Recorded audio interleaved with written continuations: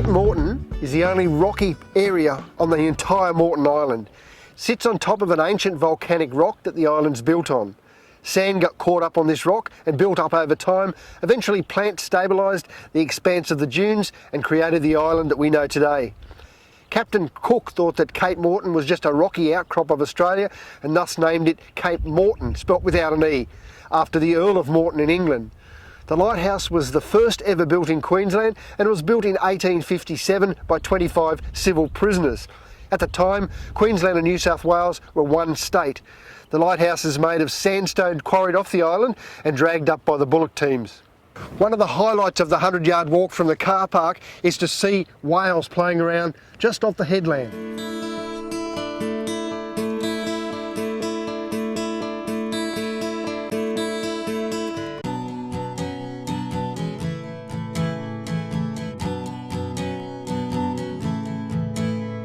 Well, I'm right at the top end of the eastern beach. Apparently there's some unique sandstone formations just up this track. Lucky I brought my good walking boots.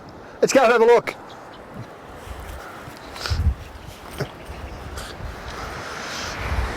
It's only a short stroll up from the beach. We're underneath the cliffs at Cape Moreton. This is Harpers, an absolutely exquisite moonscape. I almost feel like Neil Armstrong. It'd be a great place for a secluded picnic as well.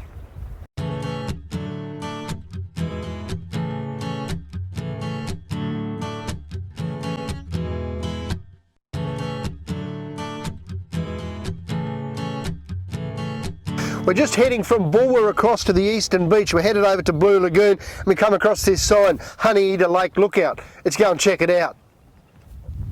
Now make sure as you walk along these tracks you have a look around at the vegetation. It is truly stunning. These grass trees are magnificent and hundreds of years old.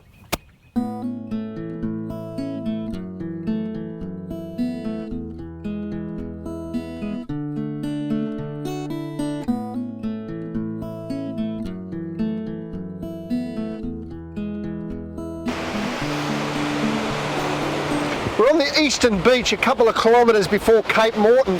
You'll see the sign Blue Lagoon 500 metres. Let's go and have a look.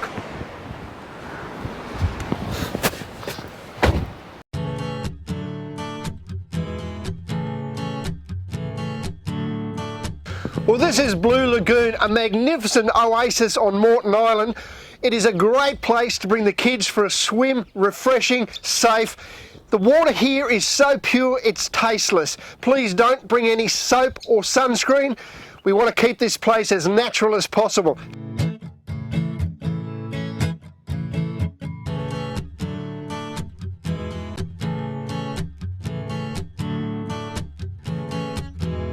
Now, one of the must-see places on Moreton Island is the Champaign Pools at North Point. Emma from Moreton Island Adventures is going to take me over and show me. Go on, Nugget.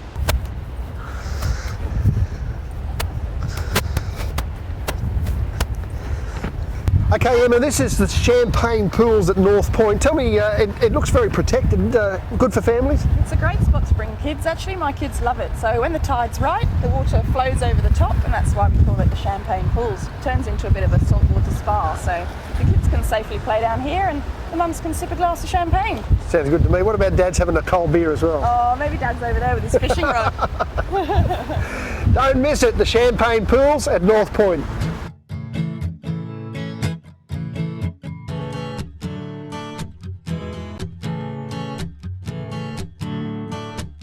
Well, magnificent scenery here at Honeymoon Bay. Emma, lots of things to see and do over here. This is just a fabulous spot. The views are amazing. Great spot for a picnic, a bit of sunbaking, and some people even get married down here. Is that why it's called Honeymoon Bay? I guess.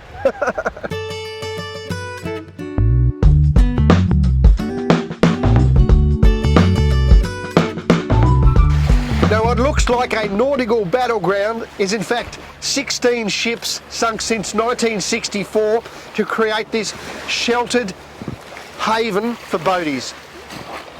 Located on the western beach, this colourful area is teeming with thousands of fish. It's extremely popular for snorkelling and overnight anchorages for visitors. Make sure you arrive here on either the high or low tide, as the current gets quite strong during the run of the tide.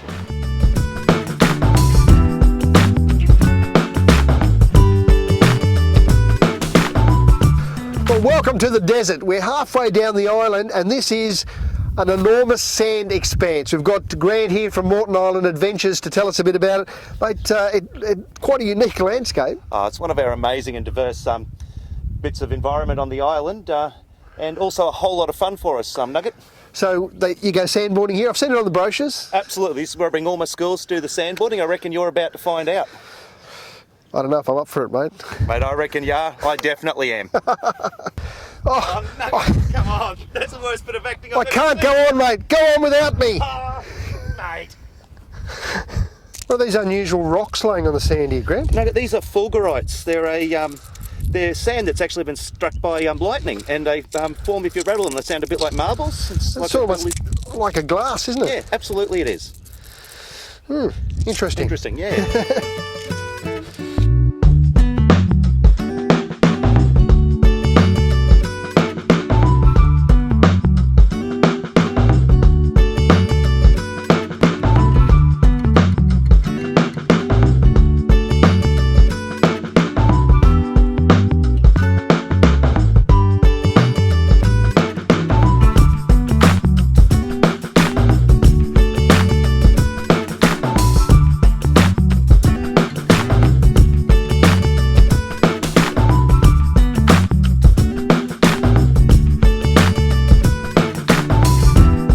Now, I've been told one of the most spectacular views on Moreton Island is from Mount Tempest, the highest point on the island.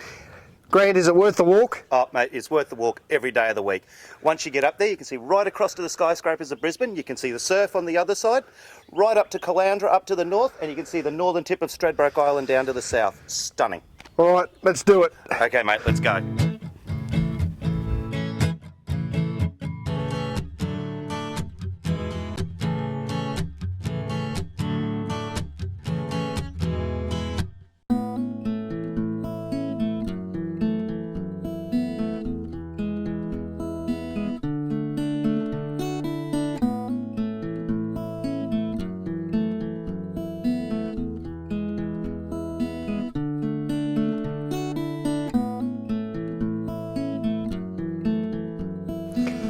We're on the bottom end of Moreton Island on the eastern beach. I'm here with Kim from Moreton Island Adventures. Kim, there's a few buildings in that. What actually went on here?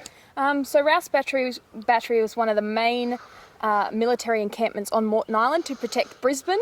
So there's lots of old concrete bunkers which had various functions like gun artilleries or storage bunkers.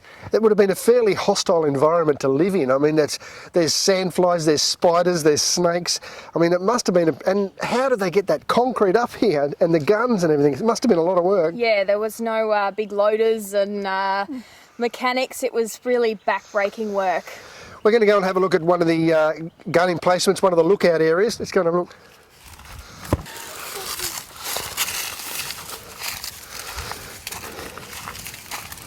Well, this is the Rouse Battery. We're inside here with Kim.